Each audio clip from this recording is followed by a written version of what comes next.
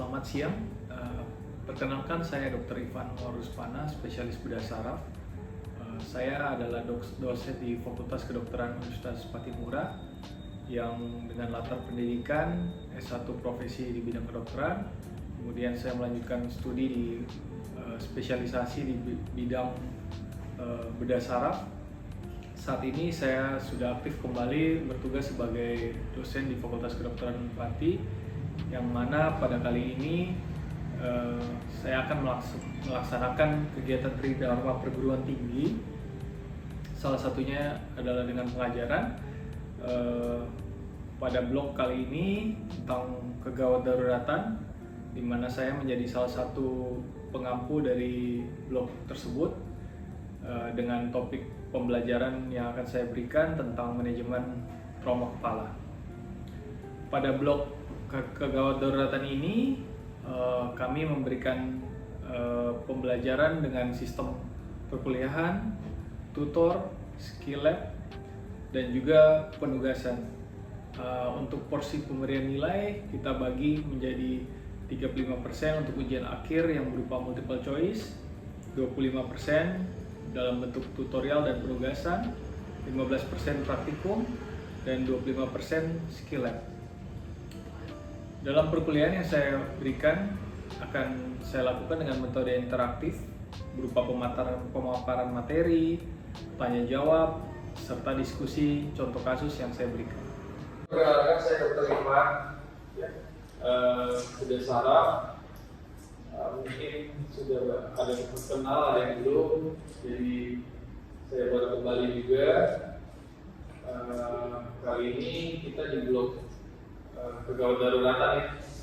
Untuk kegawat daruratan, salah satunya yang harus kita ketahui tentang manajemen traumatik brain injury, ya, selain trauma-trauma yang lain, ya.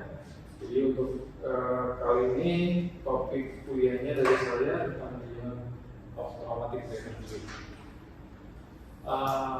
Ada yang sudah tahu tuh, maksudnya udah pernah menemukan pasien atau keluarga yang cedera kepala sebelumnya?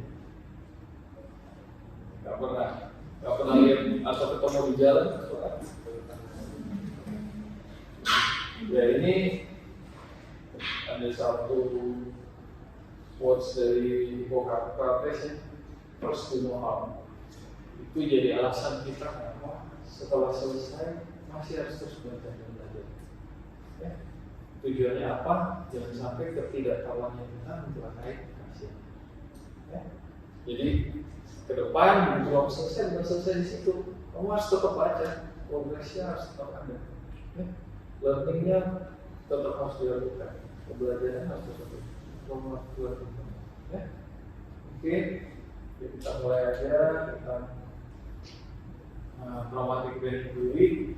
Jadi trauma kepala ini di Indonesia kalau di tahun 2005 ini data yang sudah lama ya bisa mengakibatkan kematian ada sekitar 6% dari kejadian. Kemudian paling sering di dewasa muda ya, jadi paling rentan karena memang di usia dewasa muda itu yang menggunakan kendaraan bermotor. Kemudian intinya ke kematian akibat trauma kepala juga tidak hanya ditentukan sama tingkat keparahan, tapi juga tepat tidaknya cepat dilakukan penanganan itu juga mempengaruhi ya. Kemudian paling penting sekali memang adalah penanganan trauma kepala itu harus cepat dan tepat supaya dapat menurunkan kematian dan kecelakaan ya. Secara epidemiologi kurang lebih sekitar 20% dari populasi. Jadi KLN nggak banyak, hanya sekitar 20%. Dan 80% itu mati. Ya.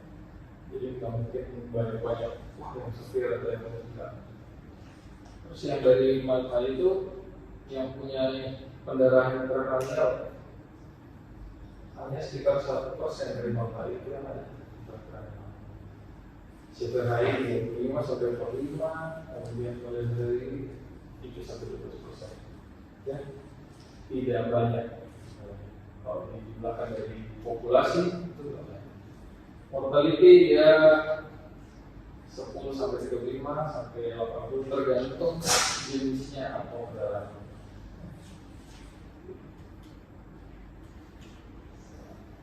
Oke, kalau untuk clinical findings-nya atau klinisnya gimana sih pasien-pasien dengan TBC? Nih, kalau pasiennya sadar pasti dia lemas, kemudian sakit kepala, mual muntah, penurunan visus, ya. Kemudian ada delirium ataupun ada paresis. Kemudian kalau dibaik paling gampang sebenarnya kita bilang anterior fontanelnya terbuka, jadi kita bisa lakukan anterior fontanelnya balik dia condong ke atas, sudah pasti itu ada ketinggian. Contoh saja kalau misalnya bayi-bayi itu nangis, pasti anterior frontalnya tumbuh. Yang punya adik di rumah atau ponakan bisa dirawat saat dia nangis, tapi terbuka anterior frontalnya pasti dia tumbuh. Kemudian kalau pasiennya nggak sadar, biasanya kalau ada lesi intrakranial pasti adanya unilateral pupil dilatasi. Kalau ada tanda pupil dilatasi artinya sudah terjadi herniasi.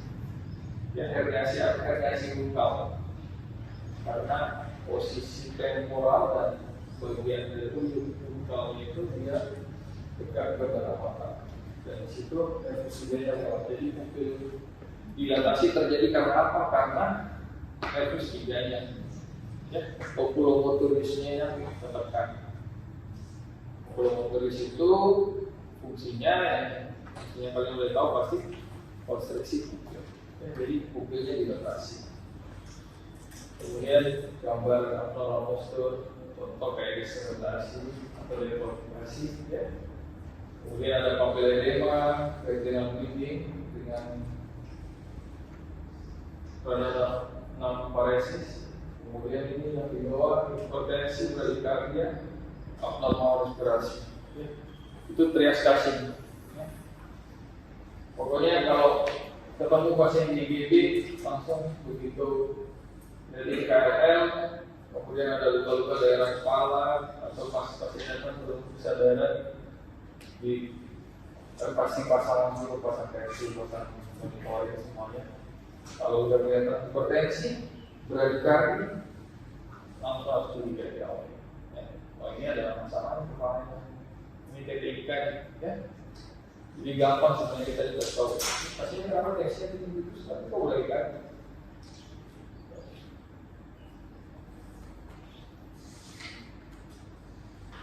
Ya, scoring BCS ya.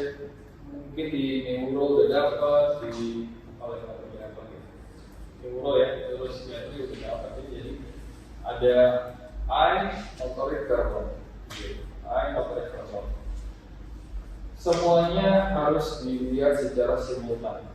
Artinya apa? Kita nggak lihat satu-satu. Tapi harus kalian pahami konsepnya bahwa kalau eye sama verbal itu kadang bisa subjektif. Yang tidak subjektif itu cuma motorik. Benar-benar objektif sesuai sama klinis pasien. Ya. Jadi kalau misalnya kamu nilai BCS, standar yang harus kamu tetapkan di otak kamu pertama, kamu harus menilai motorik yang benar. Itu nggak boleh salah motorik. Ya. Eye verbal bisa salah, oke, dimaafkan. Tapi kalau motorik nggak boleh. Contoh misalnya, kalian harus bisa membedakan mana pasiennya dia mendekati area nyeri, motorik hikmat, sama dia melawan atau dia tidak bisa mendekati daerah area nyeri. Hanya menyingkirkan tangan kamu, bukan menyingkirkan, dia menyingkirkan badan kalian dari rasa nyeri yang kalian kasih. Itu udah upah. Ya. Itu harus dibedakan. Jadi kalau begitu dia punya tangan nggak bisa capai tangan kalian yang masih nyeri, itu sudah upah. Tapi kalau bisa dia sentuh, dia gerakin tangannya kayak itu masih 5. Itu yang harus betul-betul harus benar-benar kalian bedakan. Karena kenapa? Kalau misalnya motoriknya itu salah, berarti pengambilan keputusan terakhir itu salah. Dari dokter bedah sarafnya pun pasti akan salah kalau misalnya dia tidak nilai langsung. Dan kalau misalnya kalian di verify terus mau rujuk pasien pun, kalau misalnya BCS-nya salah, terutama motoriknya salah, pasti dokternya udah nggak usah dirujuk konservatif di sana gitu. Karena misalnya oh, ini udah motor udah tidak usah, nggak ada hubungannya lagi karena seperti itu. Oke, jadi motorik terus tepat ya. Mulai dari 6.6 obey command artinya dia turut perintah. Contohnya apa? Contohnya suruh angkat jempolnya Pak. Jadi dia itu mendengar, kemudian dia mentranslate-nya di otak, dia motoriknya untuk menggerakkan mana jempolnya, itu artinya dia telah mengakhir semuanya full intact. Ya, semuanya tidak ada yang putus. Ya. Jadi sampai dia bisa angkat jempol artinya dia dari mendengar sampai dia melakukan tindakan itu lengkap semua, tidak masalah. Kalau sudah tahu komen atau nggak sadar, baru kalian kasih dari yang pertama, yang kelima ya kali survei kedua, yang keempat ya dia withdrawal ya dia biasanya menghindari dari area itu. Kemudian ya kalau bisa 3 kedua itu udah jelas ya dekortikasi sama deserebrasi. Dekortikasi atau abnormal fleksi. Ada yang pernah lihat? Mungkin bisa dicontohkan abnormal fleksi.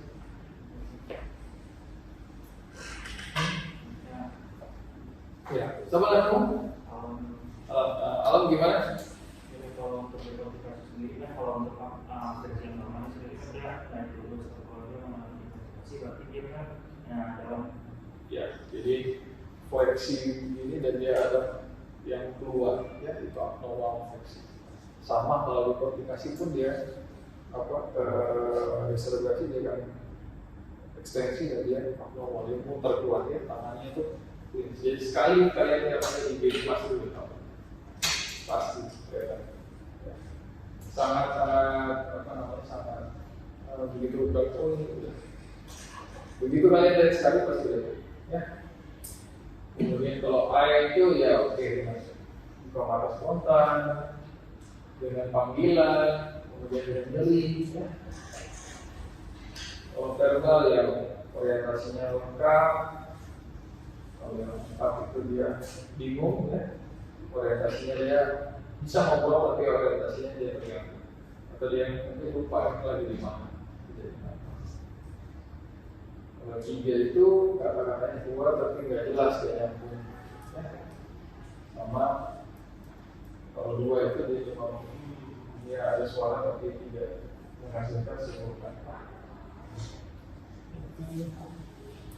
Kemudian kalau neurologi examination pas untuk pasien trauma itu kita cuma lihat untuk neurologinya cuma GCS, pupilnya bagaimana, kemudian motoriknya.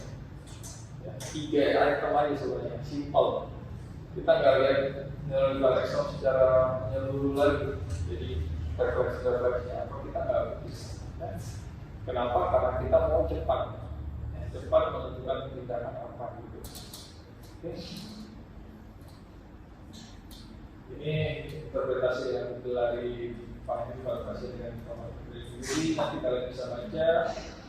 Kemudian untuk motor functionnya ya sama sih skornya 1,5 sampai 0 ini bisa dinilai. Oke, ini gambar tentang BCS itu. Jadi kalau misalnya yang tadi saya udah bilang ya kita pasien buka mata, kemudian dipanggil bedanya sama yang dituruh buka mata, dipanggil buka mata, kemudian harus diberikan rasa nyeri. Nah ini gambaran yang tadi saya bilang abnormal fleksi sama ekstensi, ya tangannya enggak, ya itu klinis yang kalian lihat sekali lihat dari klinisnya. Kalau untuk verbal ya orientasinya bagus. Yang scoring 5, scoring 4 itu kalau yang dia bingung ya. Kalau 3 ya 2 kata-kata tapi nggak jelas, mungkin merancang atau teriak-teriak nggak jelas ya. Kalau dua itu cuma mengeluarkan rintihan. Oke, dari DJS itu akhirnya kita bisa bikin interpretasi ya, klasifikasi dari cedera kepala. Mulai yang ringan itu DJS 14 sampai 15. Kalau yang sedang 9 sampai 13. Kalau yang berat 3 sampai 8. Ya. Kalau bahasa Indonesia biasanya tulisnya CKR, CKS, CKB ya. Tapi ada beberapa lebih suka untuk menggunakan bahasa Inggris, mana dari juri, ataupun center juri. Ada center tertentu juga malah istilahnya lain lagi, cedera otak berat, cedera otak ringan. Dia pakai otak bukan kepala, karena kepala itu masih bukan ada otak yang lain juga. Bisa ada posisi tidak. Jadi kalau dia nanti dia kasih kuncinya. Ini skala X-ray di Tempuro Oriental Functional. Mana ini?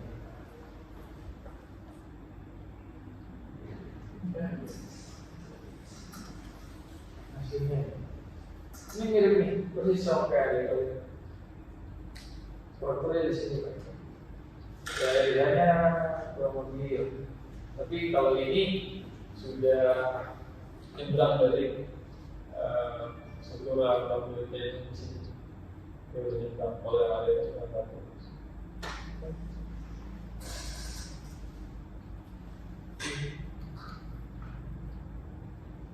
Ya kurang lebih posisi posisinya ada di sini.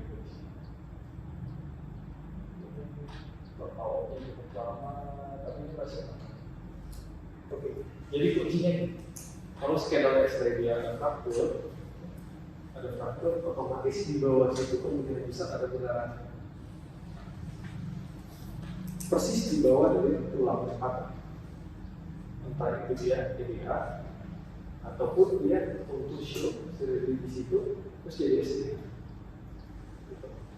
Kalau di fraktur. Nah, kalau misalnya dia bersih, dia nggak ada fraktur, bisa terjadi kontusio di area seberang dari lokasi trauma.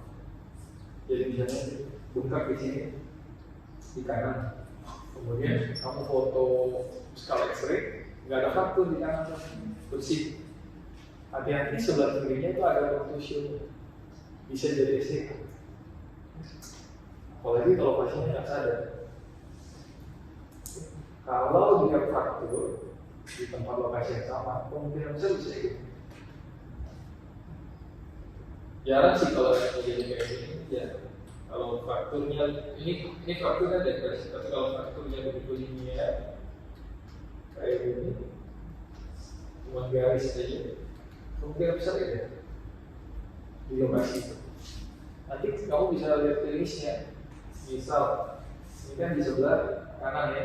Kalau CT scan itu terbalik, kiri sisi ini itu di kanan pasien. Nah, kamu lihat klinisnya, kalau dia ada paresa di kontralateralnya, berarti cocok sesuai sama perkiraan dia.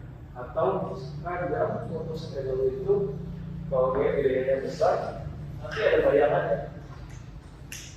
Bayangan dari bisa kelihatan kayak ada bayangan. Jadi mau dibilang skala sering kali kan nggak juga sih kalau kita nggak punya di sini jadi sedikit skala sering. Tindakan resusitasi yang nafas ya masih nggak sadar ya otomatisnya kita di dioperasi dioperas, kemudian kita pasang kepala dan orofaring, sehat. Untuk yang terbaru adalah servoce itu nggak dipakai. Kenapa? Karena bisa kalau ada cedera servikal dia bisa jadi masalah untuk parah. Ya. Jadi yang dilakukan adalah dioperasi. Kemudian kita pasang orofaring atau endotracheal, pasang EGT. Yang saya lihat beberapa ini di Ambon, pasien nggak sadar kalau nggak ada instruksi pasang EGT, pasang kateter, nggak dilakukan. Kirim naik ke otak, pasien lupa. Di IGD itu kalau pasien nggak sadar langsung pasang EGT, pasang kateter. Satu, kenapa? EGT gunanya buat kita dekompresi lambung. Pasien trauma pasti ada stress ulcer, pasti ada.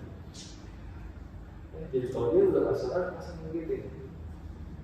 Kamu dekompresi, kamu cegah terjadi aspirasi juga masuk ke paru-paru kalau dia muntah. Yang kedua, kateternya buat apa? Kateternya kalau kamu kasih mantau, kamu pantau balance cairan yang keluar. Jadi kalau pasien udah nggak sadar, otomatis saya pasang EGT, akan kateter. Jadi kan menentukannya. Oke, gimana? Berarti kan apalagi pasang EGT untuk dekompresi. Nah, bagaimana kalau misalnya saat ini terjadi ada cedera di maksimalisasi, sedangkan dia kalau jalur masuknya? Ya, pertanyaannya bagus. Jadi kalau EGT, kalau kamu takut dia ada scalus fracture anterior misalnya, scalus fracture anterior memang kita memindikasi pasang EGT. Tapi kita pasang namanya UGT. Jadi dari oral, jadi masuk ke dalam. Ya. Jadi kalau misalnya dia lihat, oh ini ada scalus fracture, jangan pakai pasang EGT sama GT. Cuma kalau secara gampang sulitnya lebih susah pasang EGT.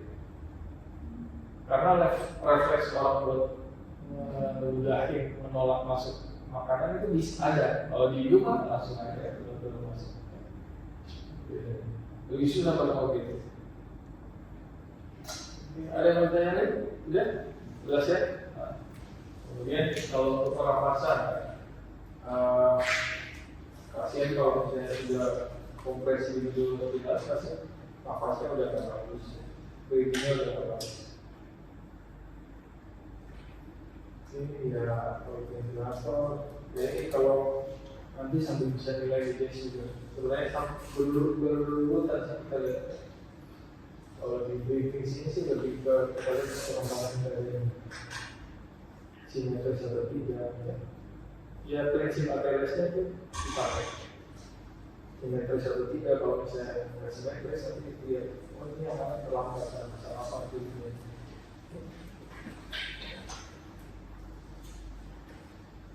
Sirkulasi ya, terjadi potensi skemik berusaha segala macam. Jadi kita cegah jangan sampai potensi. Kalau potensi sih ini jarang akibat kelainan. Jadi pasien masih dia harus pikir ini buka ke kepala kalau dia potensi. Karena mesti kembalikan bahwa reaksi tersebutnya, reaksinya potensi berani terapi.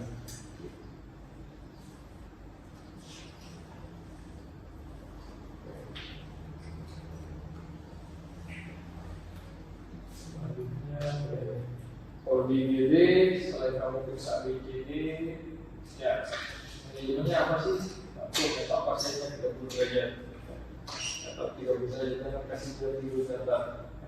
Karena CPP-nya nggak bagus kan, situasi cerebral perfusion rate-nya nggak bagus. Jadi harus kasih 30 derajat, program hiperkapi dan usia. Ini kamu kasih oksigen. Kemudian kalau memang butuh ya assisted ventilation, pakai obat terintubasi pakai ventilator. Kemudian juga terjadi potensi sampai harus di 90 status.